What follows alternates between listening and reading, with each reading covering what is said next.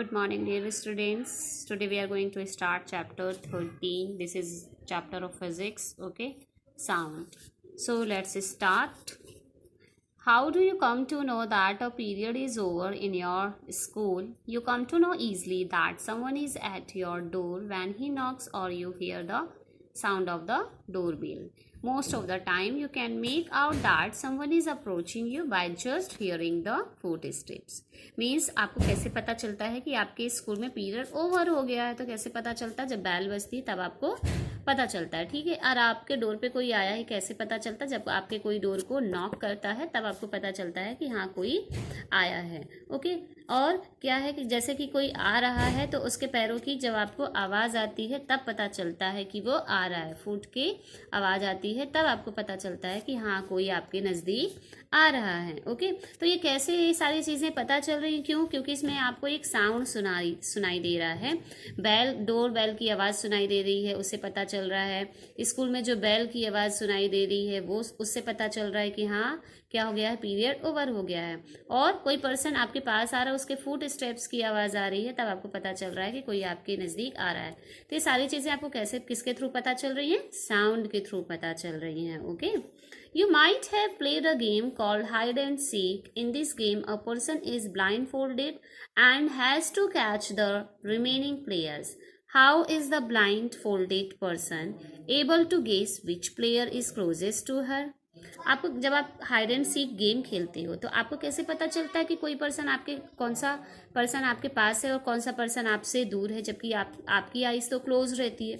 तो कैसे पता चलता है? साउंड के थ्रू ही पता चलता है। कोई पर्सन पास रहता है तो हमें उसकी आवाज़ ज़्यादा सुनाई देती है, साउंड ज़्यादा सुनाई देता है। और कोई पर्सन यदि दूर है तो हमें जो उसका साउंड है वो स्लो सुनाई देता है, ठीक है। तो ये सारी चीज़ें आपको किसके थ्रू पता चल रही है? साउंड के थ्रू पता चल रही है। कोई पर्सन आपके पास से बोल रहा है कि कोई पर्सन आपके दूर से बोल रहा है, okay. Sound plays an important role in our lives. It helps us to communicate with one another. We hear a variety of sounds in our surroundings. अब जो sounds है हमारी लाइफ में बहुत ही important रोल प्ले करता है, क्योंकि हम कम्युनिकेशन किसके थ्रू करते हैं? साउंड के थ्रू करते हैं। ये हम जो मीन्स हमारे मुंह से जो साउंड निकलता है, आवाज़ निकलती है, तो दूसरे के ईयर्स तक कैसे पहुंचती है? क्योंकि हमने जो साउंड निकाला है वो दूसरे के ईयर तक पास हो रहा है और वही साउंड सुन के वो हमें रिप्लाई दे रहा है, ठीक है। एंड हम अपनी डेली लाइफ में बहुत डिफरेंट टाइप्स के साउंड सुनते हैं, लाइक बर्ड्स के sound, music sound, loud sound, okay, and pleasure वाला साउंड, म्यूजिक सुनते हैं। Make a list of sound you here in your surroundings. अब बहुत सारी आप जो डिफरेंट साउंड्स आप सुनते हैं, आप उसकी लिस्ट भी प्रिपेयर कर सकते हैं और आप सोच भी सकते हैं कि आप कितने टाइप के साउंड सुनते हैं। In the music room of your school, you hear the sounds produced by musical instruments like flute, tabla, harmonium. ये सारी चीज़ें आपने सुनी होंगी, इनके साउंड, फ्लूट, तबला और हारमोनियम के। ये जो तीनों इंस्ट्रूमेंट्स हैं, म्यूजिकल इंस्ट्रूमेंट्स, इनके जो साउंड होते हैं वो क्या होते हैं? अलग अलग होते हैं, ठीक है। How is sound produced? How does it travel from one place to another? How do we hear sound? Why are some sound louder than others? Okay, so we will discuss now. Sound is produced by a vibrating body, okay, means किसी object में, किसी metal body में यदि vibrations होगा तभी sound produce होगा, otherwise sound will be not produced, okay. See the touch the school bell when not in use. What do you feel? Again, touch it when producing sound. Can you feel it vibrating? जब school bell का कोई use नहीं हो रहा है, means school bell नहीं बज रही है, तब आप उसको आप टच करके देखोगे, ठीक है। देन उसको फील करोगे कि आपको कैसा लग रहा है। देन जब वो साउंड प्रोड्यूस करे, मीन्स जब बेल बज रही है उस टाइम पे आप उसको टच करके देखोगे तो उसमें क्या होगा? वाइब्रेशंस होता रहेगा। जब आप उसको अपने हैंड से टच करोगे तो आपको उसमें वाइब्रेशंस फील होगा, ठीक है। अब एक्टिविटी के थ्रू हम देखते हैं। Take a metal plate, hang it at a convenient place in such a way that it does not touch any wall. Now strike it with a stick. Do you hear a sound? Touch the plate or pan gently with your finger. Do you feel the vibrations? आपको क्या करना है? एक metal की plate लेनी है, ठीक है। जैसे ये मेटल का एक प्लेट है ना, ये ठीक है। एक मेटल की प्लेट लेना है और अब जैसे इसमें हैंग किया है वैसे आपको क्या कर देना है, उसको हैंग कर देना, बट वो वॉल को टच नहीं करना चाहिए, ठीक है, दीवार को वो टच नहीं करना चाहिए। फिर आप क्या करोगे, एक स्टिक लोगे और स्टिक से क्या करोगे, उस पर स्ट्राइक करोगे, ठीक है, मीन्स उसको टच करोगे, ठीक है। देन आप क्या करोगे, जब आप स्टिक से उसको स्ट्राइक करोगे तो आपको कोई साउंड सुनाई देगा, श्योर साउंड भी आपको जरूर सुनाई देगा, ठीक है। देन जब आप उसको स्ट्राइक कर दोगे उसके बाद आप अपनी फिंगर से उसको टच करोगे तो क्या आपको वाइब्रेशंस फील होगा, यस आपको वाइब्रेशंस जरूर फील होगा, okay. Then again strike the plate with the stick and hold it tightly with your hands immediately after striking. Do you still hear the sound? Touch the plate after it stops producing sound. Can you feel the vibrations now? Then अब आपको क्या करना है कि इस stick से आपको plate को स्ट्राइक करना है, ठीक है, और जैसे ही आप स्ट्राइक कर दोगे उसके बाद आपको क्या करना है, इस प्लेट को टाइटली पकड़ लेना है, ठीक है, होल्ड करना है। देन अब आप देखोगे आपको साउंड सुनाई देता है कि नहीं सुनाई देता है। तो जब आप क्या कर लोगे, आफ्टर स्ट्राइकिंग जब आप इसको होल्ड कर लोगे, पकड़ लोगे, तब आपको साउंड सुनाई नहीं देगा। क्यों? क्योंकि क्या होता है, जब आप इसको होल्ड कर लेते हो टाइटली तो वाइब्रेशंस नहीं होते हैं फिर, ठीक है। देन जब आप वाइब्रेशंस नहीं होंगे तब आपको साउंड सुनाई नहीं देगा, okay. And next activity, take a rubber band, put it around the longer side of a pencil box, insert 2 pencils between the box and the stretched rubber. Now plug the rubber band somewhere in the middle. Do you hear the sound? Does the band vibrate? आपको क्या करना है कि एक box लेना है, ठीक है, और बॉक्स के ऐसे ही जैसे इसमें रबर बैंड फंसाया वैसे आपको फंसा देना है और दोनों साइड से क्या फंसा देना है, पेंसिल या पेन भी फंसा सकते हो, कोई दिक्कत नहीं है। तो आपको क्या करना है, पेंसिल यहाँ पे ऐसे रख लोगे, ठीक है, और मिडिल से क्या करोगे, इस रबर को ऐसे स्ट्रेच करोगे और स्ट्रेच करने के बाद उसको छोड़ दोगे। देन अब आप देखोगे कि जो वाइब्रेशन होता है कि नहीं होता है, जो बैंड है वो वाइब्रेट होगा कि नहीं होगा। तो बैंड जब आप उसको प्लग कर लेते हो, ठीक है, स्ट्रेच करने के बाद रबर बैंड को जब आप छोड़ोगे तो वाइब्रेशंस होता है रबर में, और ठीक है, और रबर बैंड में वाइब्रेशन होगा जिसके कारण आपको साउंड सुनाई देता है, क्योंकि यहाँ पे जो रबर है वो क्या हो रहा है, वाइब्रेट हो रहा है, ठीक है। यदि ये वाइब्रेट नहीं होता तब आपको साउंड नहीं सुनाई देता, बट ये वाइब्रेट होता है तभी आपको साउंड सुनाई इसका देगा। सो हमने अभी तक क्या देखा कि जो वाइब्रेशंस होता है उसी के थ्रू साउंड प्रोड्यूस होगा। यदि किसी ऑब्जेक्ट में, किसी बॉडी में वाइब्रेशंस नहीं हो रहा है तो आपको साउंड सुनाई नहीं देगा। तो वाइब्रेशंस का होना जरूरी है साउंड प्रोड्यूस होने के लिए, okay. See the definition here, to and fro of or back and forth motion of any object is called vibration. To and fro means इधर जाना फिर इधर, ठीक है, इधर फिर इधर। अब आप मेरे हैंड को देखोगे, टू एंड फ्रो मोशन, ठीक है, to and fro motion, back and forth motion के कारण ही क्या प्रोड्यूस होता है, वाइब्रेशन प्रोड्यूस होता है। जैसे मैं अभी हैंड कर रही हूँ ऐसे, ठीक है, ये मैं हैंड कर रही हूँ, ठीक है, तो आपको क्या सुनाई दे रहा है, आपको साउंड सुनाई देगा, बट मैं जैसे ही हैंड को स्टॉप कर लूंगी अब वाइब्रेशंस नहीं हो रहा है, मीन्स आपको साउंड नहीं सुनाई दे रहा। बट जैसे ही मैं टू एंड फ्रो मोशंस करती हूँ तो वाइब्रेशन होता है और जिसके कारण आपको साउंड सुनाई दे रहा है, okay. Next see activity 13.3, take a metal dish, pour water in it, strike it at its edge with a spoon.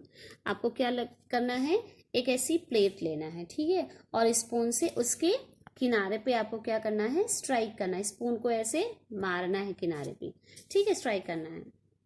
Do you hear a sound? Again strike the dish and then touch it. Can you feel the dish vibrating?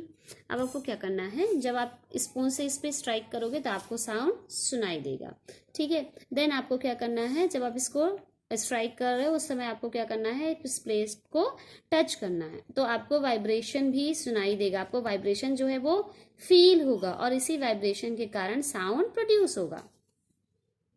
Then strike the dish again, look at the surface of water, do you see any waves there? Now hold the dish, What changes do you observe on the surface of water? जब आप इस पे strike करते हो ये जो थाली है, जब आप उस पर क्या करते हैं, वाटर आपने फिल किया, ठीक है।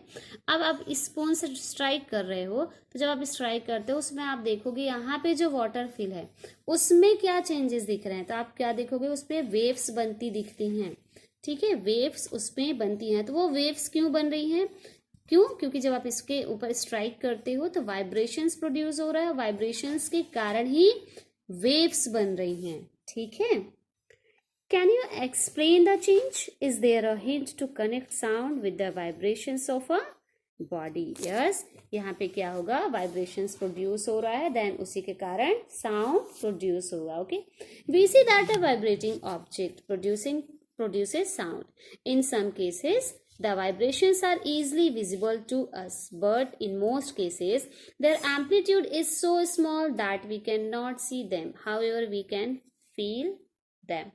अब हमने इसमें तो वाइब्रेशंस इजीली देख लिया, क्योंकि इसमें क्या था, वाटर हमने फिल किया था, तो हमें वाइब्रेशंस इजीली दिख रहा था और हम समझ रहे थे कि वाइब्रेशन हो रहा है, इसलिए साउंड प्रोड्यूस हो रहा है। लेकिन वो ऑब्जेक्ट जिसमें आप वाइब्रेशंस को नहीं देख सकते हो, उसमें आपको कैसे पता चलेगा, ठीक है।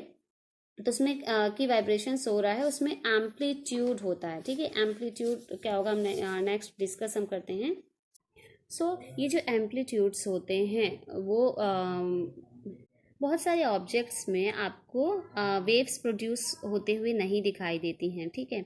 सो ऐसे ऑब्जेक्ट्स में वेव्स हमें क्यों नहीं दिखाई देती हैं, क्योंकि जो उनका एम्पलीट्यूड होता है वो बहुत ही क्या होता है, कम होता है। वह एम्पलीट्यूड क्या होता है, जो वेव्स होती हैं वो ऐसे होती हैं, ठीक है, ये जो वेव्स होती हैं ऐसे प्रोड्यूस होती हैं।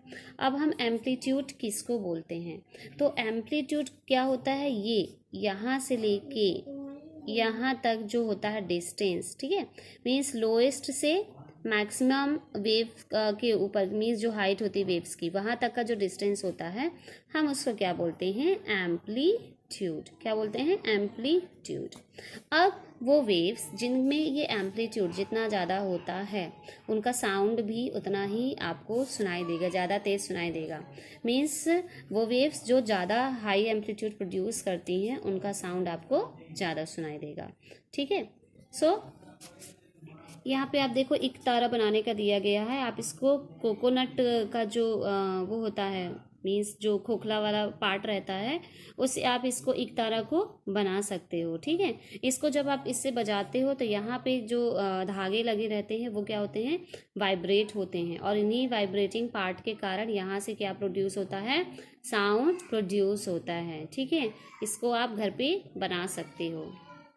Musical instruments and their vibrating parts. Okay, these two musical instruments given, veena and tabla, and their vibrating part is vibrating part of veena is stretched string, ठीक है, and तबला का क्या है, स्ट्रेच्ड मेम्ब्रेन है। Okay, stretched membrane means जो ऊपर वाला part रहता है ना तबले का, ये वाला पार्ट, ठीक है, जिसको बजाया जाता है वो होता है स्ट्रेच्ड मेम्ब्रेन। देन ऐसे ही आपको और लिस्ट बनानी है तो आप उसमें लिख सकते हो इकतारा का जो वाइब्रेटिंग पार्ट है क्या है, स्ट्रिंग। फ्लूट का वाइब्रेटिंग पार्ट एयर कॉलम्स, ठीक है, जो उसमें होल नहीं बने रहते जहाँ उसी से एयर अंदर जाती है, तो वो एयर कॉलम ही उसका वाइब्रेटिंग पार्ट है। देन हारमोनियम का क्या है, हारमोनियम का है ब्रास रेट्स, ठीक है, हारमोनियम का brass reeds. Then piano string और गिटार का क्या है, स्ट्रिंग है। ओके, और ऐसे आपने बहुत सारे इंस्ट्रूमेंट्स देखे होंगे, जैसे कि ये है आपका दिया है घटाम दिया है, ये क्या दिया है, मजीरा। तो ऐसे आपको और बहुत सारे म्यूजिकल इंस्ट्रूमेंट्स ढूंढने हैं, सर्च करना है कि और कौन से ऐसे म्यूजिकल इंस्ट्रूमेंट है। आप नेट पे सर्च करोगे तो आपको बहुत सारे ऐसे म्यूजिकल इंस्ट्रूमेंट्स मिलेंगे। Next activity, take 6 to 8 bowls or tumblers, fill them with water up to different levels. Okay, हमको ऐसे क्या लेना है, एक ग्लास लेना है, नहीं तो फिर आप बाउल ले लेना, उसमें क्या करना, वाटर को क्या करना है, फिल करना है। लेकिन क्या करना है, डिफरेंट लेवल में। आप यहाँ पे देख रहे हैं पहले में क्या है, वाटर कम है, फिर उससे ज़्यादा, देन उससे ज़्यादा, उससे ज़्यादा, उससे ज़्यादा, उससे ज़्यादा, ठीक है। मीन सब क्या करेंगे, धीरे धीरे वाटर के लेवल को हम इंक्रीज करते जाएंगे। Okay, then now take a pencil and strike the bowls gently, strike all of them in succession, you will hear pleasant sounds. This is your जल तरंग। अब आपको क्या करना है, आप क्या करेंगे, एक पेंसिल लेंगे, ठीक है। अब पेंसिल को लेके क्या करेंगे, आप सभी को ऐसे स्ट्राइक करेंगे, ऐसे ऐसे ऐसे ऐसे, ठीक है। मीन सभी को क्या करेंगे, कंटिन्यू ऐसे स्ट्राइक करेंगे, ठीक है। सीरीज में आप स्ट्राइक करेंगे तो आपको एक साउंड सुनाई देगा, ठीक है, प्लीजेंट साउंड सुनाई देगा। उस साउंड को हम क्या बोलेंगे, जल तरंग, ठीक है। आप ये अपने घर पे जरूर करिएगा, ओके।